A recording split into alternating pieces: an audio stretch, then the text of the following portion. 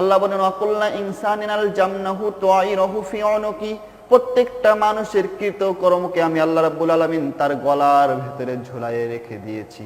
সুবহানাল্লাহ। প্রত্যেকটা মানুষের কৃতকর্মকে তার গলার ভিতরে ঝুলায়ে রেখেছি। সম্মানিত দ্বীনি মুসলিম, পৃথিবীতে আমরা অনেক প্রকারের মানুষ দেখেছি। অনেক মানুষ দেখেছি তাদের হাত নাই, অনেক মানুষ দেখেছি তাদের পা নাই, অনেক মানুষ দেখেছি তাদের একটা ঠ্যাংই নাই, অনেক মানুষ দেখেছি আমরা যাদের একটা নাকের একটা আছে আর একটা নাই, অনেক মানুষ দেখেছি আমরা কান নাই। কিন্তু পৃথিবীতে এমন কোনো মানুষ পাওয়া যাবে না যে মানুষের গলা নাই। এমন মানুষ আছে যে মানুষের গলা নাই? এমন মানুষ দেখা যায় কোনোদিন?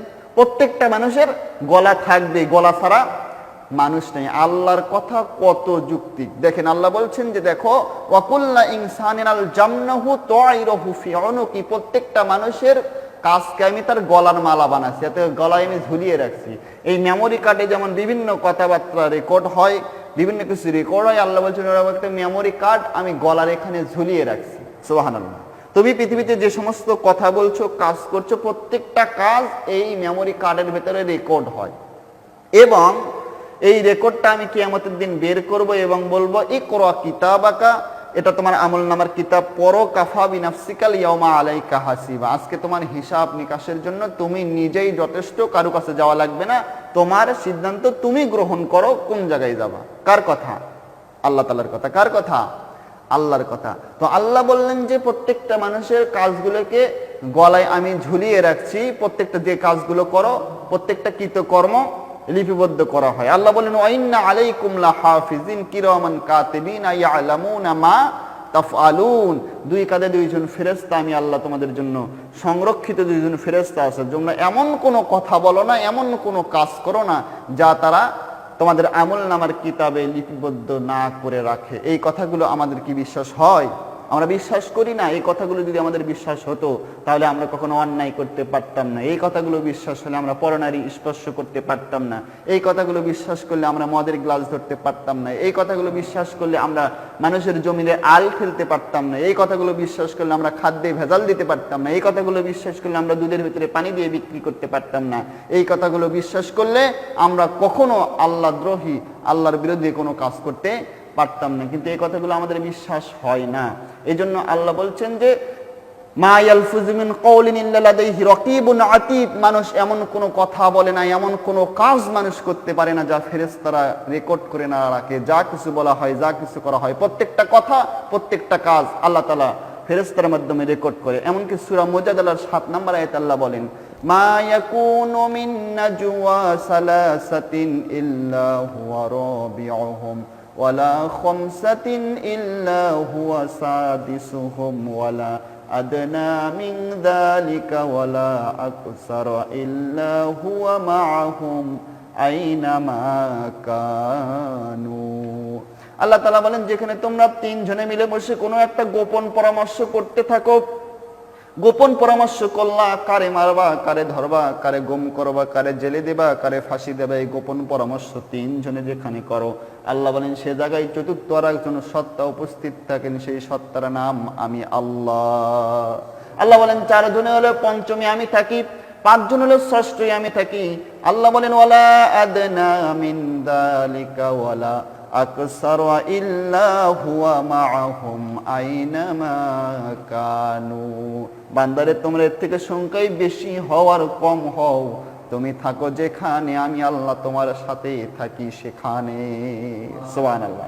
এই কথা যদি আমরা বিশ্বাস করতাম আমাদের পক্ষে কখনো কোনো অন্যায় যাওয়া যেত না, যে আমি যে কাজ করছি এই কাজ আল্লাহ দেখছে। আল্লাহ বললেন আল্লাহু আলিমুম বিযাতিস সুদূর, আমি এমন ভাবে দেখি যত গোপনেই যে কাজ করো না কেন, কেউ যেটা দেখে না সেটা আমি আল্লাহ দেখি, কেউ যেটা শোনে না যেটা আমি আল্লাহ শুনি, কেউ যেটা পারে না সেটাই আমি আল্লাহ পারি। সুবহানাল্লাহ। এই জন্য আমাদেরকে এই জবাবদিহিমূলক কাজ, প্রত্যেকটা কাজ করতে হবে। আর প্রত্যেকটা কাজ করার আগে চিন্তা ভাবনা করতে হবে যে কাজ আমি করছি এই কাজের জবাব আমার মালিকের কাছে আমার দিতে হবে, এবং আমি এমন একটা জীবনের দিকে অতিবাহিত হচ্ছি যে কাজ করছি এই কাজের জন্য আমাকে আল্লাহর কাছে জবাব দিতে হবে। এই চিন্তা, এই তাকওয়া যদি আমাদের কলিজার ভেতরে থাকে আমরা কখনো অন্যায় করতে পারতাম না। এজন্য আমাদেরকে এই তাকওয়ামূলক কাজ করতে হবে। আল্লাহর ভয়, আল্লাহর ভীতি যদি কলিজার ভেতরে থাকে, আল্লাহ বলেন এই আল্লাহর ভয় যারা থাকবে তারাই হলো পৃথিবীর সর্বশ্রেষ্ঠ মানুষ। সুবহানাল্লাহ। আল্লাহর ভয় যদি না থাকে সে মানুষের কোনো দাম নেই। আল্লাহ বলেন ইন্না আকরামাকুম ইনদাল্লাহি আতকাকুম, তোমাদের ভেতরে সর্বশ্রেষ্ঠ ওই মানুষ যে মানুষের ভেতরে আমি আল্লাহর ভয় যত বেশি, তার মর্যাদা আমি আল্লাহর কাছে ততই বেশি। সুবহানাল্লাহ। আর আমি আল্লাহর ভয় ওদের ভেতরে সব থেকে বেশি। ইন্নামা ইয়াখশাল্লাহু মিন ইবাদিহিল উলামা, আল্লাহ বলেন পৃথিবীর আলেমদের ভেতরে আমি আল্লাহর ভয় সব থেকে বেশি। যে আলেমদের ভেতরে আল্লাহ বলেছেন আলেমেরা আমাকে সব থেকে বেশি ভয় করে, আজকে সেই আলেমেরাই পৃথিবীতে সব থেকে বেশি অন্যায় কাজ করছে বলে পৃথিবীর মানুষেরা মানুষকে প্রমাণ করতে চাচ্ছে। আলেমেরা আজকে যুদ্ধ অপরাধী, আলেমেরা আজকে দেশদ্রোহী কাজ করতেছে, আলেমেরা আজকে দেশের বিরুদ্ধে কাজ করছে, আলেমেরা আজকে নারী ধর্ষণ করছে, আলেমেরা আজকে সমাজ ধ্বংসের জন্য কাজ করছে বলে কিছু জালেমেরা আলেমদের বিরুদ্ধে, আলেমদেরকে মানুষের কাছে ছোট করার জন্য, হীনমন্যত করার জন্য, আলেমদেরকে মানুষের চোখে ছোট করার জন্য, আলেমদেরকে ইনসাল্ট করার জন্য এই আলেমদের বিরুদ্ধে এই মিথ্যা মামলাগুলো দেওয়া হচ্ছে। যারা অন্যায়ভাবে নিরপরাধ আলেমদেরকে অপরাধী মানুষের সামনে সাজানোর জন্য চেষ্টা করে, মহান আল্লাহ তাআলা বলেন তারা যত নামাজ পড়ুক, রোজা করুক, হজ করুক, যাকাত দিক, তাসবিহ ফেলুক আর পট্টি যতই দিক, তারা কখনো তাকওয়াবান মুসলিম হতে পারে না। কোনো মুসলিম কখনো কোনো আলেমের ওপরে মিথ্যা অপবাদ দিতে পারে না। এই জন্য আল্লাহ তাআলা আমাদেরকে যেন এই কথাগুলো বোঝার তৌফিক দান করে, আখিরাতের জবাবদিহিমূলক কাজ করার তৌফিক আল্লাহ দান করে, এবং সে যে জীবনের দিকে আমরা অতিবাহিত হচ্ছে সেই জীবনে যেন আল্লাহ আমাদেরকে সফলতা দান করে। আমরা সকলে বলছি আল্লাহুম্মা আমিন।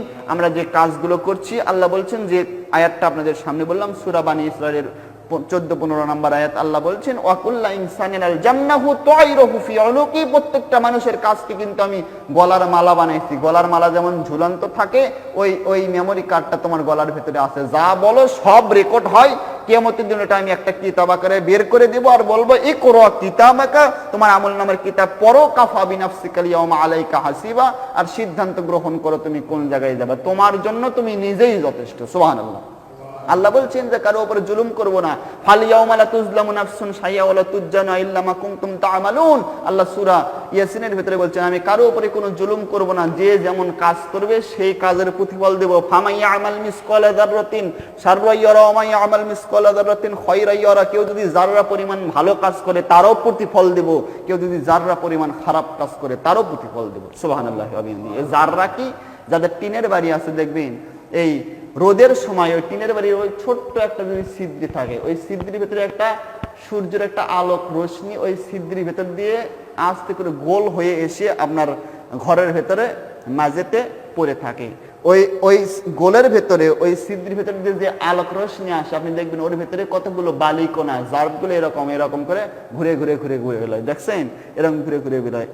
ওই যে ছোট্ট ছোট্ট ছোট্ট ছোট্ট বালিকণা, এটা হচ্ছে জাররা। আল্লাহ বলছেন ওই ছোট্ট বালিকণার জাররা পরিমাণ যদি ভালো কাজ করো তার প্রতিফল পাবা, ওই জাররা পরিমাণ খারাপ কাজ করলে তারও প্রতিফল পাবা। এই জন্য আল্লাহ যেন আমাদেরকে ভালো কাজ করে আল্লাহর সামনে অগ্রসর হওয়ার তৌফিক দান করে। আমরা বলি আল্লাহুম্মা আমিন। আল্লাহ আমাদেরকে কথাগুলো বোঝার এবং আমল করার তৌফিক দান করুক। আমরা সকলে বলছি আল্লাহুম্মা আমিন। সুবহানাকাল্লাহুম্মা ওয়া বিহামদিকা আশহাদু আল্লা ইলাহা ইল্লা আনতা আস্তাগফিরুকা ওয়া আতুবু ইলাইক।